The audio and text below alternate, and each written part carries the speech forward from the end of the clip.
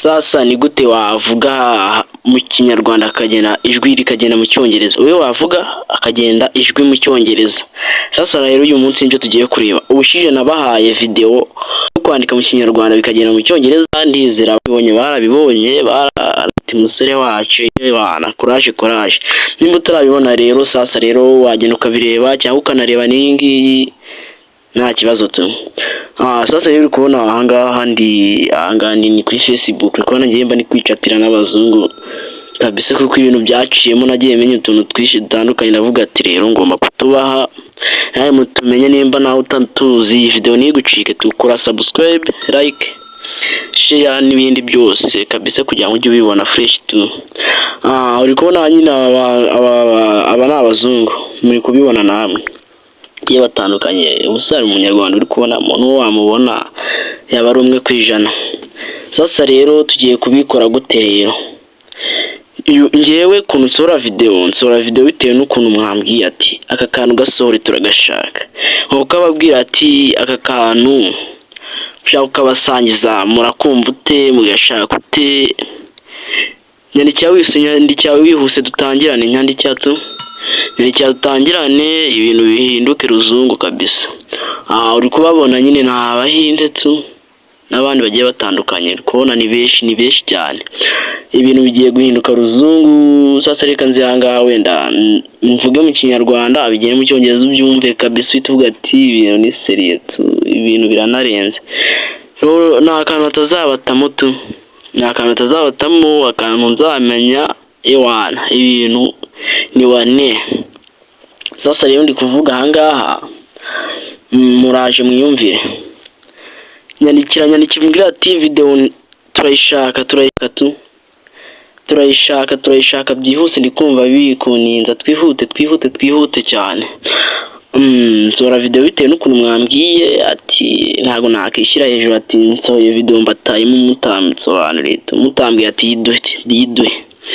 Niyo mpamvu rero mfashe umwanya wo kubabwira ati nyisohore cyangwa nyireke, ariko nta mpamvu yo kuyireka. Ngewe uko mbyumva n'ukuntu byanshimishije ndikumva natayireka kuyisohora. Sinzi nyine ukuntu uri kubitekereza rero nge ntago mbizi. Uraje wiyumvire rino jwi, ushobora kubumbwira ati ngo nabivuze mu cyongereza, ariko nyine uraje ubyiyumvire, uriya mutipe nansubiza.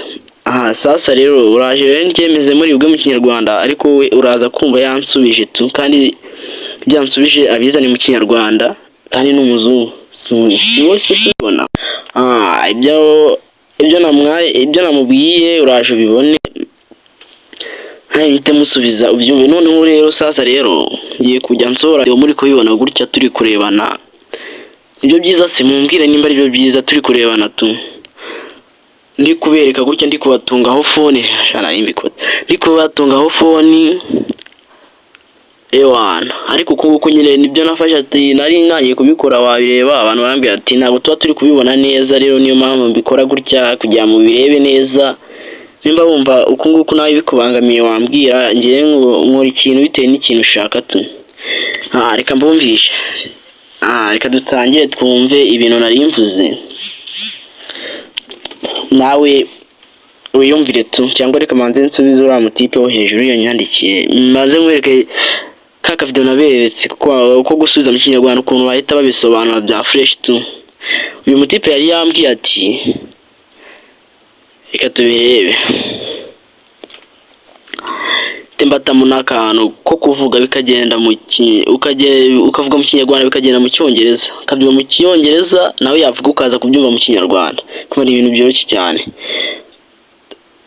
Gutegereza nyine n'ibirayi tipe byo hejuru nari namwohereje kabisa, nawe uri kubibona. Reka musubize yes, ntago byarenga ibyo, n'ugutegereza nyine. Sasa rero reka dusubire ku ijwi ryacu twiyumvire, cyangwa reka dutegereze bamanze badusubize.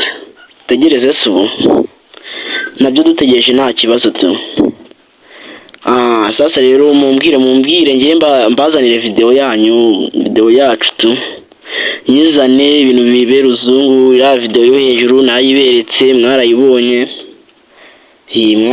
pe.